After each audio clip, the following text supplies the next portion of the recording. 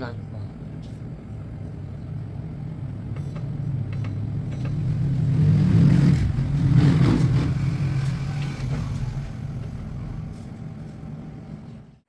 Good day mga sir at welcome back na naman sa ating channel. For today's video, upgrade tayo ng firmware ng Mega Pro Plus Piolo SD.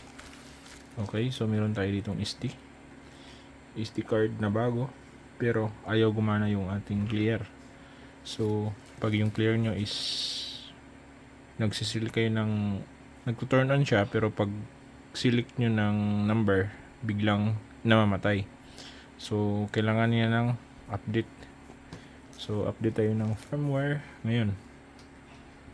Okay, so kailangan buksan natin tong pilitin natin yung SD card.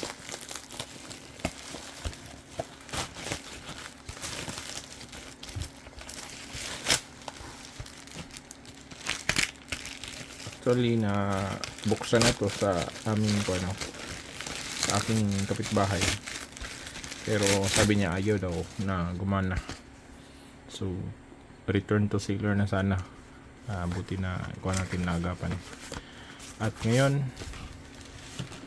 ayan, ito nabuksan niya nito. Ayan, so Piolo SD yung nakalagay at meron na siyang ganito. Okay, so ngayon para gumana yung clear niya, update natin yung firmware at meron tayo dito yung USB na FAT. Although FAT32 na to, pero napakita ko sa inyo kung paano mag update ng FAT32. Okay, so gawin natin punta muna tayo sa Google Chrome.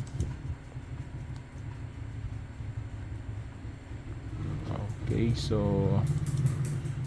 punta tayo dito sa Mega Pro Plus Mega Pro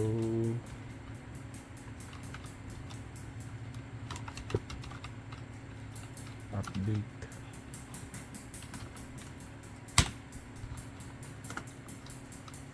Na ito. So dito tayo sa update. SD yung ating player, no? Ikihan lang natin.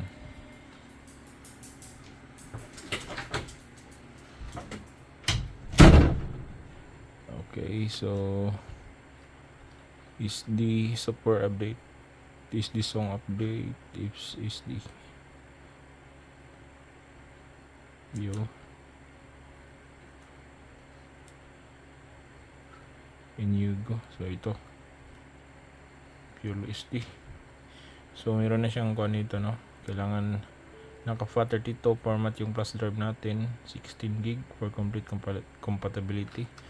Power off your karaoke unit and plug in your, so kailangan naka-insert natin yung pag nakakuha natin nandun tayo sa player. So saksak na natin yung USB drive.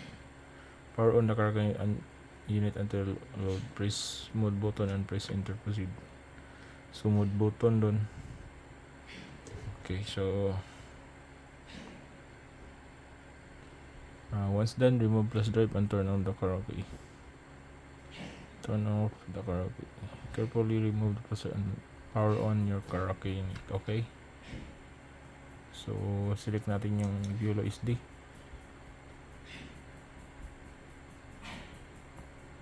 Ayan, so may download dito sa taas. Download natin.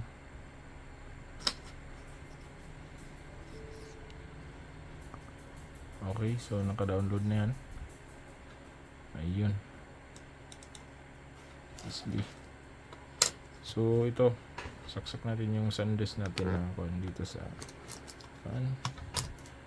So meron na tong iris lang natin tong nasa loob yung platinum. Okay, so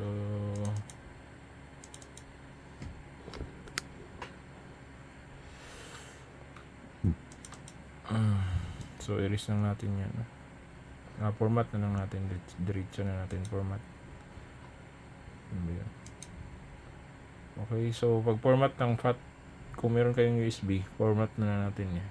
Right click, tapos may format dito. Format, ayan o, naka-default na yung FAT32. Kunin na natin na rin. Naka-default na, default na siya. Okay, so start natin. Okay.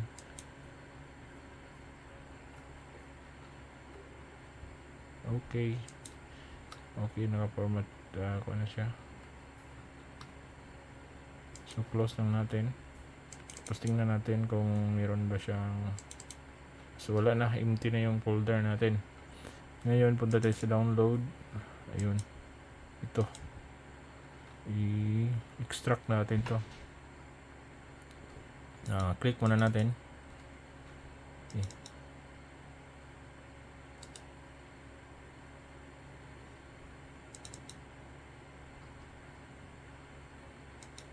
Teka lang.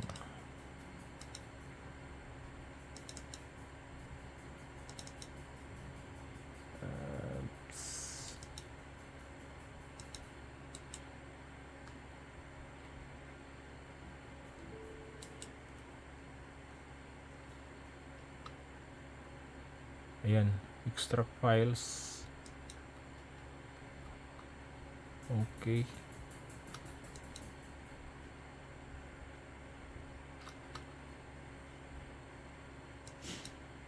Install natin. Zip natin yung USB.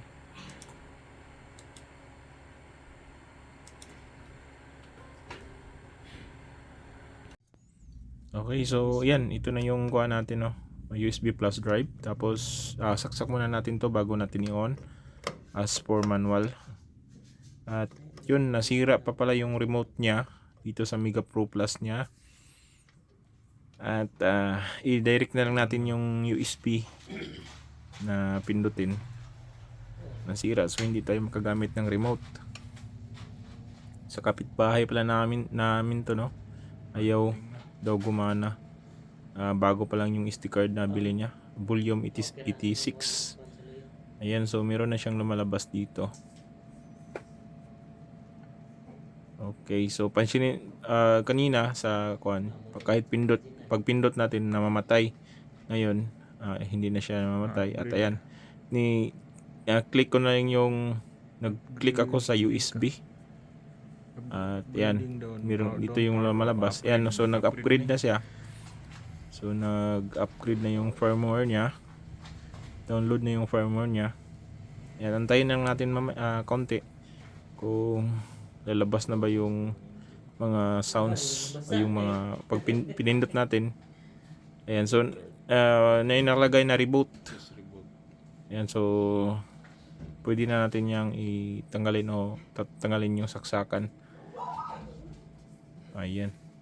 So naka-download naman yung naka-upgrade na yung firmware niya. So okay na yan, i-off. Ayan. So mas maganda kung mayroong remote, no. Doon kayo sa mode, mayroong mode yun doon sa remote. Pero dito kasi walang remote. So yan. May nakikita kayong sa gilid ng enter, may USB dyan. So dyan. So papatayin natin, i-off na natin. Off natin. Ayan, naka-off na yan.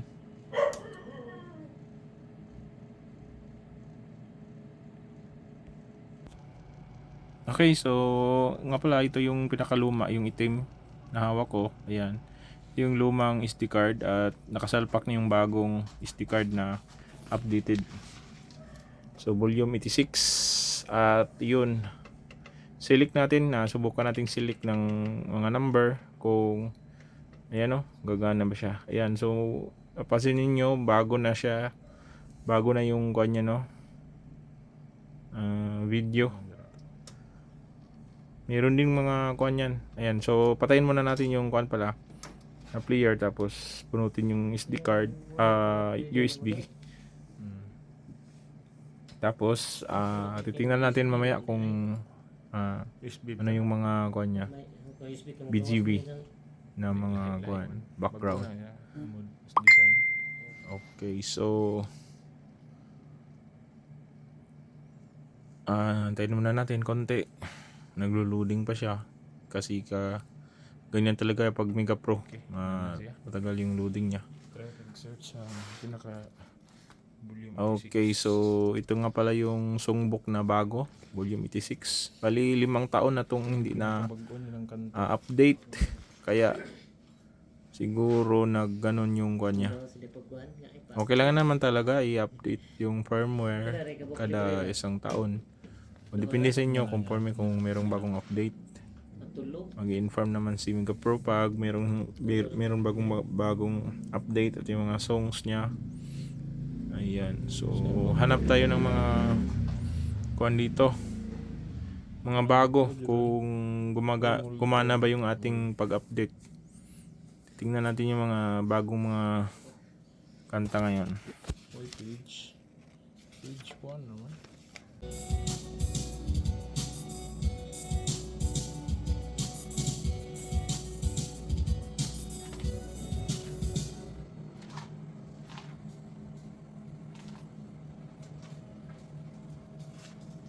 Okay na, Chris.